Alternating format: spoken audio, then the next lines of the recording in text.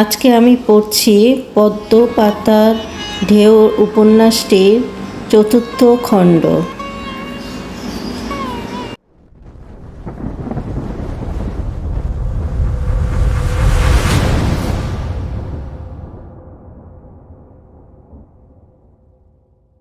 বেলা তখন 2:30 বাজে। আইজা প্র্যাকটিক্যাল শেষ করে দোতলা থেকে নিচে নেমেছে। সঙ্গে তার 3 জন বান্ধবী আছে। একটু পুকুর ঘাটে যাবে। 3 জনে কিছু খাবে। প্রচণ্ড ক্ষুধার্ত তারা। পুকুর পাড় বেয়ে এগিয়ে যায়, সিঙ্গারা খেতে চায়।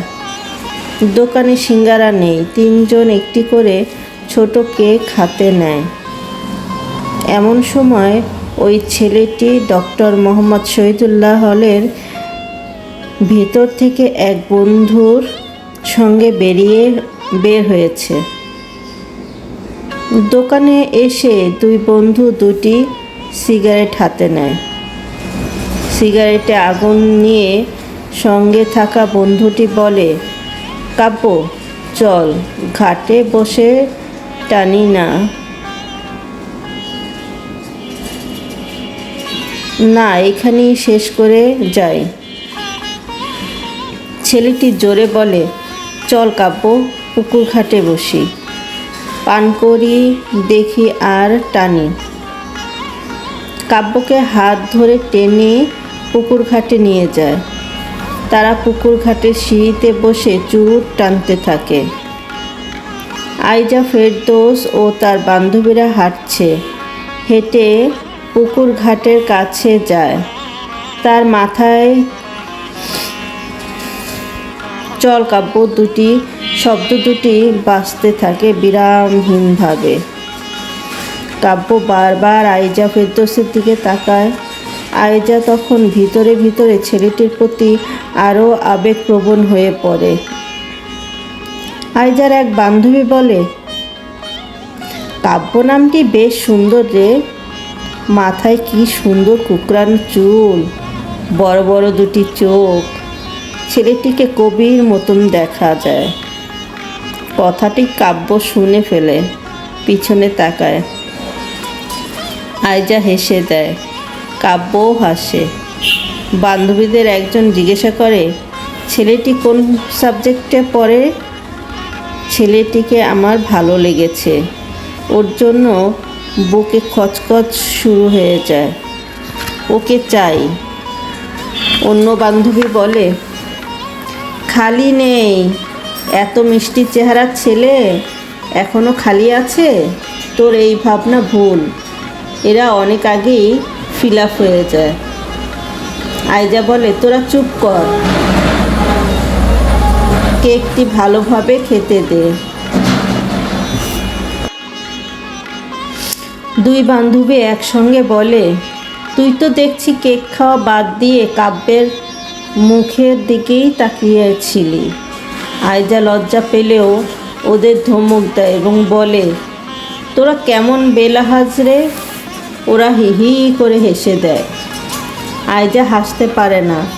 তার মনের মধ্যে ভালোবাসার উথাল পাথাল ঢেউ উঠেছে। গ্রামের স্কুলে সে পড়েছে।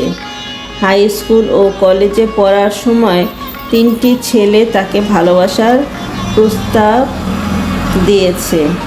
সে তাদের কাউকে ভালোবাসতে পারেনি। ঢাকায় এসে ফার্মগেটে বিশ্ববিদ্যালয়ে ভর্তি কোচিং করে। সেখানে একটি ছেলে তাকে প্রস্তাব দিয়েছে। বান্ধবীরা বলেছে, এত সুন্দর সুন্দর ছেলেরা তোকে প্রস্তাব দেয়, তুই না করিস? তোর কোনো মন নেই। আইজা বলেছে, না, তার মন নেই। সিলেটের সোহেল নামের একটি ছেলে আইজাকে ভালোবাসে, পাগলের মতন হয়েছে। আইজার তাতে কিচ্ছু যায় আসে নাই। সেই আইজা আজ ভালোবাসার কাতর হয়ে পড়েছে। আসলে বুয়েটে পড়া ছেলে তার ভালো লাগে। বাবা হাসতে হাসতে তাকে বলেছে, মা, ছেলেদের সঙ্গে সম্পর্ক না করা ভালো। ছেলেদের সঙ্গে সম্পর্ক করো না। আইজা বাবার কথায় কখনো হাঁ না কিছুই বলেনি, কারণ সে জানে তার হৃদয় ভরা প্রেম। ছোট বয়স থেকেই তার ভিতরে ভালোবাসার একটি সুপ্ত ইচ্ছে ছিল।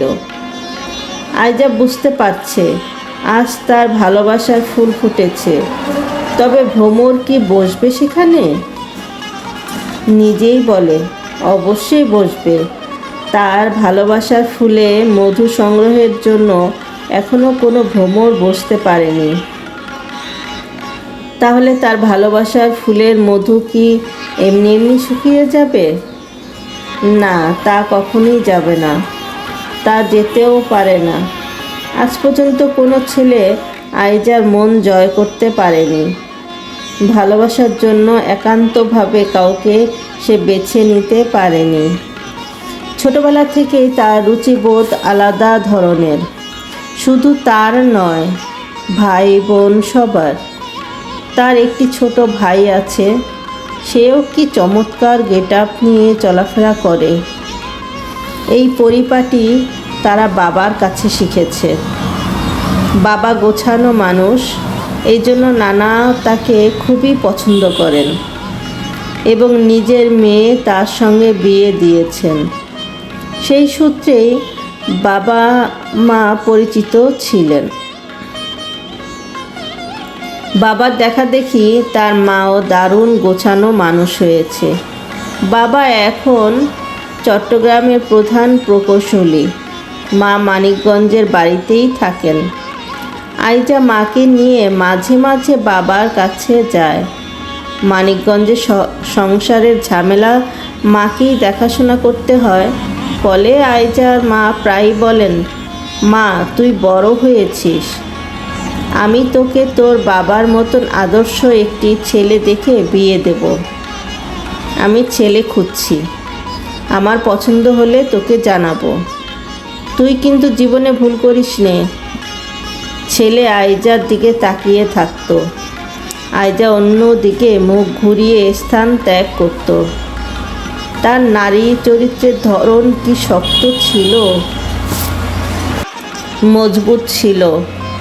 এমন করতে করতেই আইজা আজ ঢাকা বিশ্ববিদ্যালয়। এখানে এসে বুয়েটে পড়ুয়া এক ছেলের প্রেমে হাবুডুবু খাচ্ছে। সুন্দর সুখের কল্পনা বেঁধেছে মনে। ঝুমুর ঢাকা বিশ্ববিদ্যালয়ে তার প্রিয় বান্ধবী দুইজন এক রুমেই থাকে।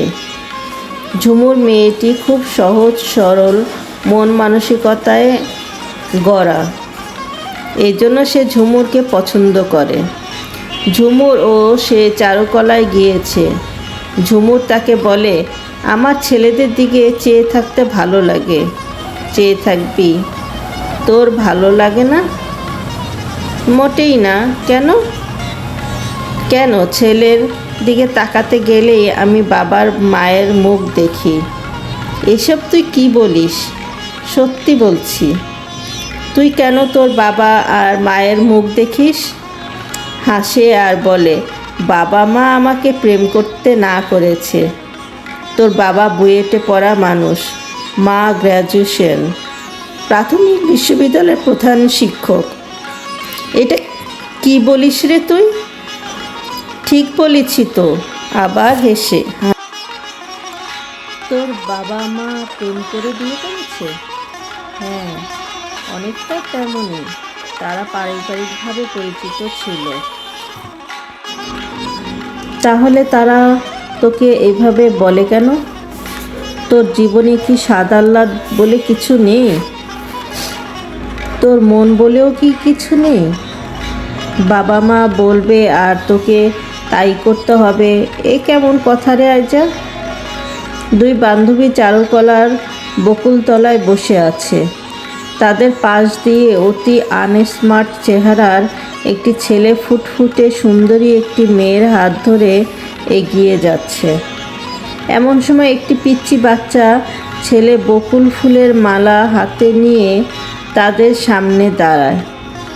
বাচ্চাটি বলে, স্যার, আমার মা অনেক অসুখ, মার জন্য ওষুধ ও খাওন নিমু। আমার থিকা আপনিও আফা, 2টা মালা কিনেন। বাচ্চাটির কথা শুনে ছেলেটি 2টি ফুলের মালা হাতে নেয়। মেয়েটি ব্যাগ থেকে 20টি টাকা বের করে বাচ্চাটির হাতে দেয়, বলে, তোমার মায়ের জন্য ওষুধ এবং খাবার নিয়ে যাও। একটু পর বাচ্চাটি আইজা ও ঝুমুরের কাছে আসে, একই কথা বলে। তারাও 2টি ফুলের মালা ক্রয় করে। ছেলেটি অন্যদিকে চলে যায়। কিছু সময় পর বাচ্চা ছেলেটি আবার তাদের সামনে আসে। সে একটি ছবি আইজার হাতে দেয় এবং বলে, আফা, এই ছবিটা আপনি নেন, এটা আপনার কাছে রাখেন। ছেলেটা সুন্দর আছে। তুই কোথায় পেলি? আফা, এইখানে পাইছি, পইড়া ছিল। আইজা দেখতে পায় ছবিটি কাব্য নামে সেই ছেলেটির, যাকে প্রথম দেখেছিল শহীদ মিনারে। সেখানেই তাকে তার ভালো লেগেছে। ছেলেটিকে সেই দিনও সে খুব ভালো করে দেখেছিল। সে কার্জন হলেও ছেলেটিকে ভালো করে দেখেছে। আইজা ছবিটি রেখে দেয়। ঝুমুর বলে, তুই তো ছেলেদের পছন্দ করিস না, ছবিটি আমাকে দিয়ে দে। আইজা তাকে দেয় না, নিজের কাছেই রেখে দেয়। তোর কি এবার ছেলেদের ভালো লাগতে শুরু করেছে রে বান্ধবী? তুই এটা বুঝবি না ঝুমুর। ঠিক আছে বান্ধবী, সব তোকেই বুঝতে দিলাম। ছবিটি দেখ। ছেলেটির অদ্ভুত সুখী সুখী চেহারা। কুঞ্চিত কপালে আইজা হেসে দেয়। অদ্ভুত সুখী সুখী চেহারা? কেমন কথা রে এটি? তুই কবি তো, তাই এমন করে কথা বলতে পারিস। আইজা দেখতে পায় ছবিটি বুয়েটের তিতুমির হলের এক অনুষ্ঠানে তোলা ছবি। মনে হয় ছেলেটি বুয়েটে পড়ে। বেশভূষায় আভিজাত্য আছে যথেষ্ট। আইজা আবার ছবির দিকে তাকায়। ঝুমুর তাকে বলে, তুই দেখি এখন আমার মতো ছেলেটির দিকে চেয়ে আছিস? জানিস না সঙ্গ দোষে লোহা ভাসে? তোর সঙ্গে মিশতে মিশতে আমার এই ছেলেকে ভালো লেগে গেছে, তাই এর মুখ বারবার দেখতে ইচ্ছে করছে। সে আরও বলে, ছেলেটি কোটি পরে, আমার খুব ভালো লাগে। মাথায় বড় বড় উড়ন্ত চুল, ঢেউ খেলছে, এটাও আমার দারুণ পছন্দ। জীবনভর এমন একটি ছেলেই তো খুঁজছি। তুই ওকে ধরে এখানে নিয়ে আয়। আমি পারবো না বান্ধবী, নিজেরটা নিজে ধরে আনো। আইজা চুপ করে কি যেন ভাবতে থাকে। সে ভাবে, বুয়েটের তিতুমির হলের অডিটোরিয়ামে তোলা ছবি। ছেলেটি বুয়েটে পড়ে। বুয়েটের ছাত্রদের অনুষ্ঠানে যেন তেন পোলাপান কি আর যেতে পারবে? নিজেকেই নিজে প্রশ্ন করে। অবশ্যই আবার একদিন দেখা হয়ে যাবে, হয়তো পলাশী বাজারে, না হয় শহীদ মিনারে, না হয় নিউ মার্কেটে, না হয় বুয়েটের সোনালী ব্যাংক শাখায়। ওই ব্যাংকেই তার অ্যাকাউন্ট। বাবা তাকে সোনালী ব্যাংক বুয়েট শাখায় টাকা পাঠান। আকাশে আষাঢ়ের ঘন কালো মেঘ, বড় বড় বৃষ্টির ফোঁটা পড়ছে। 2 বান্ধবী দ্রুত রিকশায় ওঠে। কিছু সময় পার হলে পৌঁছে যায় তারা।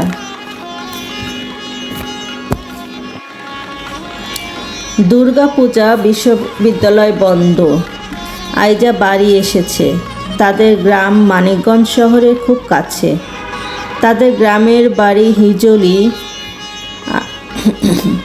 তার দাদা কিছুদিন আগে মারা গিয়েছে।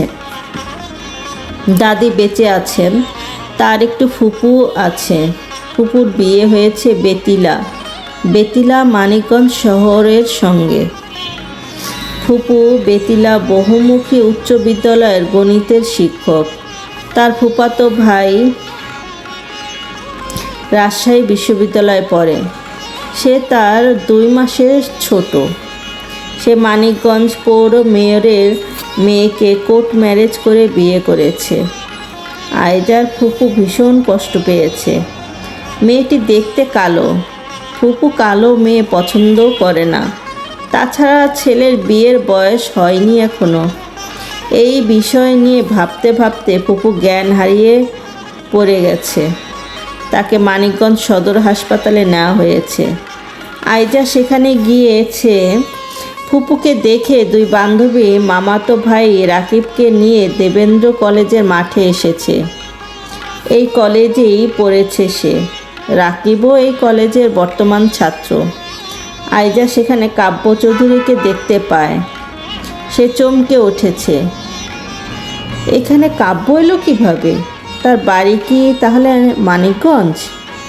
কাব্যও তাকে দেখেছে এবং তার দিকে চেয়ে আছে। তারা মাঠে দাঁড়িয়ে থাকতে কাব্য চলে যায়। সে কাব্যর দিকে চেয়ে থাকে। কাব্য যাওয়ার সময় তার দিকে বারবার চায়। সে ভাবছে এই মেয়েটির বাড়ি মনে হয় এখানে। কাব্য চলে যাওয়ার পর তারা বাড়ি চলে আসে। বাড়ি এসে দেখে সড়কের পাড়ে তার নানা আলফাজউদ্দিন তার মতন বয়স্ক এক কুঁজো দাড়িওয়ালা লোককে ধমকাচ্ছেন। সে লোকটির অপরাধ জানতে পারে। লোকটির অপরাধ সে তার মেয়ের জামাই, মানে আইজার আব্বুকে জিজ্ঞেস করেছিল, দামান্দে আপনাদের গ্রামের বাড়ি ভারতের কোন জায়গায়? শিলিগুড়িতে। শিলিগুড়িতে কোথায়? ওইখানে আপনাগো কে কে আছে? নানা পাশে ছিলেন। মনে হয় লোকটি খেয়াল করেননি। এই কথা বলার সঙ্গে সঙ্গে নানা এসে ওই লোকটিকে অপমান করে বলে, ফাজলামির জায়গা পাও না। হাঁ করে মুখে লোকটি বলে, কি ফাজলামি করলাম ভাই? তুমি উকিল হইছ? আমি কি অপরাধ করলাম? যাও, তোমার ওকালতির দরকার নেই, এখান থেকে যাও। আসলে আমার নানা বাবাকে তার ছেলের মতোই ভালোবাসেন। বাবার দায়িত্ব পালনের ক্ষেত্রে কখনো কোনো ত্রুটি হয়নি। নানা বাবার সব কাজ পছন্দ করেন। প্রত্যেকেই বাবার কাছে থেকে সময় মতো সব কিছু পেয়ে যায়। আইজার খালাতো বোনের বিয়ে। পরিবারটি গরিব। এই বিয়ের সব খরচপাতি তার বাবা দিয়েছেন। ছেলের বাড়িতে বহু কিছু পাঠিয়েছেন। বাবা প্ল্যান পাস করে নিজের বাড়ির নকশার দুটি 3তলা বিল্ডিং বানিয়েছেন। একটি নানার জন্য, একটি নিজেদের জন্য। মানিকগঞ্জ জেলাতে এত সুন্দর দালান নেই। তাই তো বাজারে যাওয়ার পথে এক বৃদ্ধ বলে, 7টি মহাদেশ ঘুরেছি, এত সুন্দর দালান চোখে পড়েনি। কথাটা শুনে আরেকজন বলে, বুয়েটে পাশ করা ইঞ্জিনিয়ার, তার নিজের থাকার জন্য দালান বানাইছে। দালান তো সুন্দর হইবই। পাশে বসে থাকা এক মধ্যবয়সী মহিলা বলে, হায় হায় কাকু, ওই দালানের উপরে নাইতে ভূতেরা নিহি মেলা বহায়। বাইত ভরা হিন্দু ফুল গাছ আছে। যত সব আজগবি কথা। হিন্দু ফুল গাছ কি? আজগবি কথা হইব কে? মালতী, মাধবী, ছাতিম এইগুলো তো হিন্দু ফুল। অনেক নাইতে তুমি দালানের উপরে চাইয়া দেখো, তুমিও দেখবার পারবা। কস কিরে মা, দালানের উপরে ভূতেরা মেলা বহায়? এই রকম কথা তো জীবনে শুনি নাইকা। বহায় কাকু বহায়, দুনিয়াতে কত কিছুই তো হইবার পারে, তা আমরা জানি না। কাপালি পাড়ায় বিলের পাড়ে বটগাছ। ওই বটগাছের মাথায় নিহিনাইতে দানব বহিয়া থাকে। এইটা তো পুরনো কথা। প্রতি বছর দানবে একজন কইরা মানুষ খায়, একটা কইরা পশু খায়। এইটা কতদিন আগের থনে খায় কাকু? আমরা তো জন্মের পর থনেই দেখবার নইছি। কাকু, কাগো খায়? এই গ্রামের কাউরে খায় না, বহু দূর থনে মানুষ আইনা খায়। এই গ্রামের কোনো পশুও খায় না। দানব রে খাইতে কেউ রে দেখছে নি? দেখছে, কারা দেখছে? নাইতে তো আহালি ফকির সারা গ্রামের কেউরি বটগাছের নিচ দিয়া চলাফেরা করে না, ফকিরই দেহে, বুঝছো?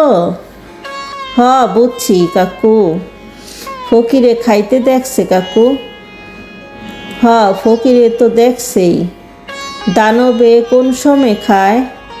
দানবে তো নাইতে খায়, নাইত 12টার পরে খায়। পশু খায় কোন সময়? পশু খায় প্রতি বছর মাঘী পূর্ণিমার নাইতে। কি রকমের পশু খায়? ফকিরে তো কয় গরু অথবা মহিষ খায়।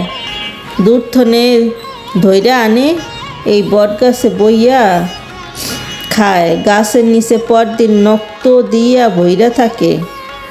কাকু, এই কথা শুনলেই ভয় করে। ভয় করলে কি চলবো? আমগো তো এই হান দিয়েই চলাফেরান করণ লাগে। কাকু, দেখা চইল, দেখাই তো চলি, তাই বইলাই তো অহন তোমা কোনো বিপদে পড়ি নাইকা। কাকু, ইঞ্জিনিয়ার সাহেবের দালানের ছাদে নাইতে ভূতের মেলা বহে, এই কথা সত্য নি? তাই তো কইলা, হইবারও পারে। কাকু, দেখছে কারা? দেখলে তো ফকিরই দেখছে, উনি তো এইগুলো দেহে, সব খালি ফকিরই দেহে না? ফকিররাই তো এইগুলার দেখবার পায়। ফকির গো নগে ওগো সম্পর্ক থাকে, ওরা ফকির গো কত মাইন্না চলে। কও কি?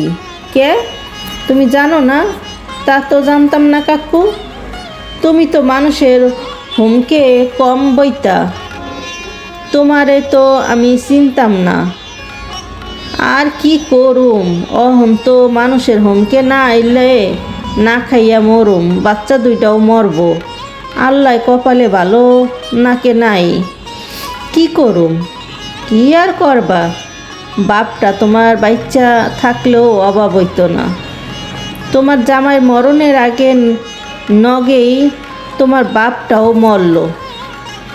তোমার ভাইয়েরা তো মানুষ না, তোমারে দেখে না, তাই না? হ কাকু, ভাই গো বউরা খুব খারাপ, পুঁটি মাছের পরাণ, জন্মের কিপটা, সব ফকির নির্মাইয়া বিয়ে করাইছিল বাবায়। এইগুলার আত্মা বলতে কিছু নাই। আমার পোলা দুইটা না খাইয়া পইরা থাকলেও কোন সময়ে এক মুঠ ভাত খাইবারও দেয় না। ওর বাপের কি হইছিল? আর কাকু, বাইতের থনে ভালো মানুষ বাইরে গেল, শুনলাম মুনাফার গুরু নিয়া গাবতলি গেছে। সুতিপাড়া ব্রিজে যাওয়ানোর পর গরুর টেরাক আবার বাসের মুখে মুখে সংঘর্ষ লাগে। ওর বাবাই ট্রাকের ড্রাইভারের নগে বইছিল। হ, তাই তো আবারও শুনছি, নগে নগে দম গেছে গা, তার জীবন গেল। আমি বিধবা হইলাম। অহন আমার হোমকে কষ্টের পাহাড়, সব শূন্য শূন্য নাগে কাকু। আল্লাহ আছে। তোমার বড় পোলার বয়স কত? কাকু, 5 বছর। ছোট পোলার 2 বছর, একবারে ছোটটা 1.5 বছর। আহারে, এইভাবে থাকা পারবা? না থাইকা কি করুম? আমার জামাই তো অনেক ভালো মানুষ আসলো, শ্বশুর বাড়িতে কিছু পাইবা নিহি? আছে, ওরা 4 ভাই, 5 পাকি জমিন আছে। আমার হসুর ওর হরি কইছে নাতি গো তার বাপের কিছু অংশ দিব। আমার হসুর মধ্যে মধ্যে কিছু টাকা পাঠায়। শুনলাম তোমার বৌমারা চাচাতো ভাইয়ের নগে তোমার বিয়া। কাকু কি যে কয়, ও বদমাইশ। ওর বউ আমারে কইছে বিয়ার টুংটাং কথা উঠছে। ও একদিন আমারে কয় আইজা নাইতে আহুম, দরজা খোলা নাকিস। ও বদমাইশ, ওর নগে কেউই সংসার করা পারবো না।